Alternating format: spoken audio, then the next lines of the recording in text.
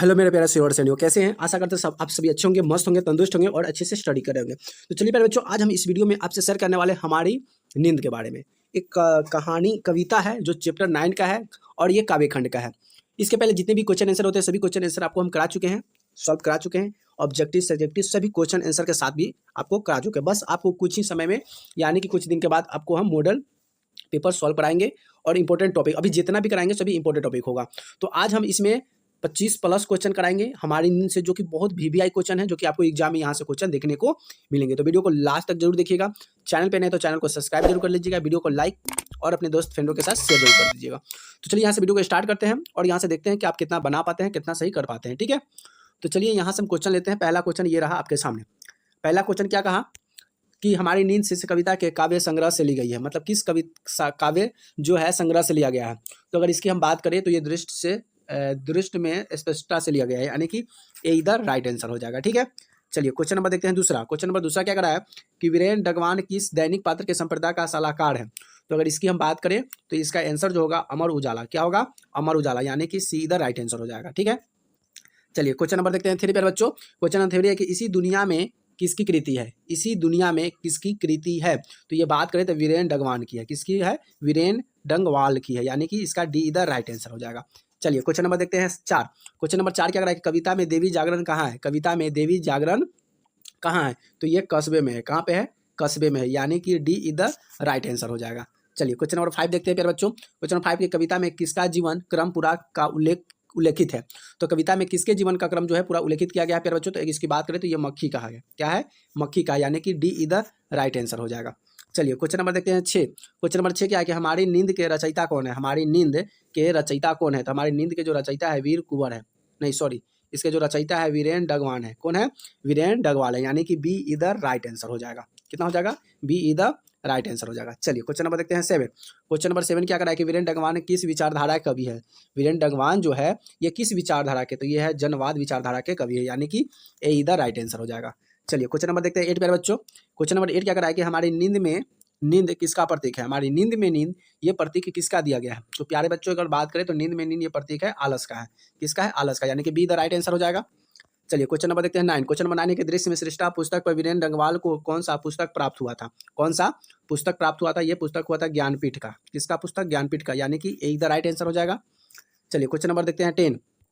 Question number 10 क्या कर रहा है कि वीरेन डगवान को उपाधि दी गई थी। वीरेन डगवान को उपाधि दी गई थी। किसकी उपाधि दी गई थी? तो ये डी लिफ्ट की उपाधि दी गई थी, यानी कि ए इधर राइट आंसर हो जाएगा। चलिए क्वेश्चन नंबर देखते हैं 11। क्वेश्चन नंबर 11 क्या करके हमारी नींद कविता के कवि किसका उल्लेख किया है। हमारे नींद कविता के कवि जो है ये उल्लेख किसके किए हैं। तो बात करें तो ये उल्लेख किए हैं गरीबी बस्तियों के उल्लेख किए हैं, यानी कि सीधा राइट आंसर हो जाएगा।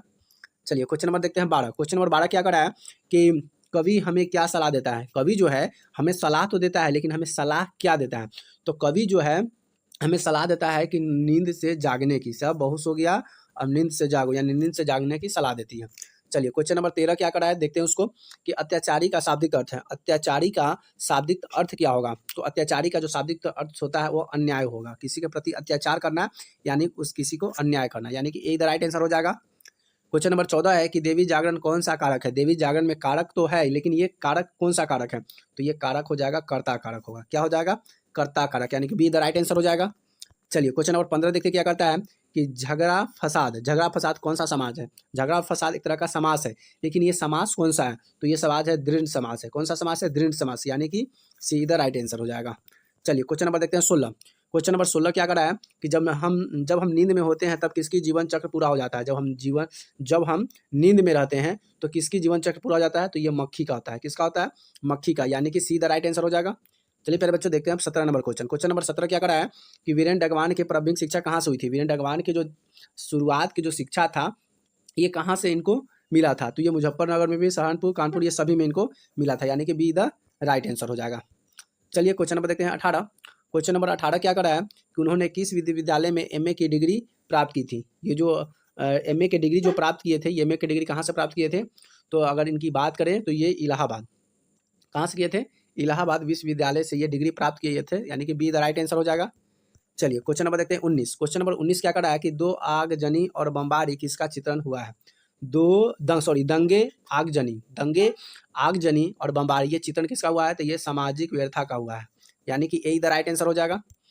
क्वेश्चन नंबर देखते हैं 20। क्वेश्चन नंबर 20 क्या करा है कि कविता के नए प्रतिमान कौन है? कविता के नए प्रतिमान की अगर बात करें तो कविता के नए प्रतिमान जो है श्रीकांत वर्मा है। कौन सा है? श्रीकांत वर्मा, यानी कि बी द राइट आंसर हो जाएगा।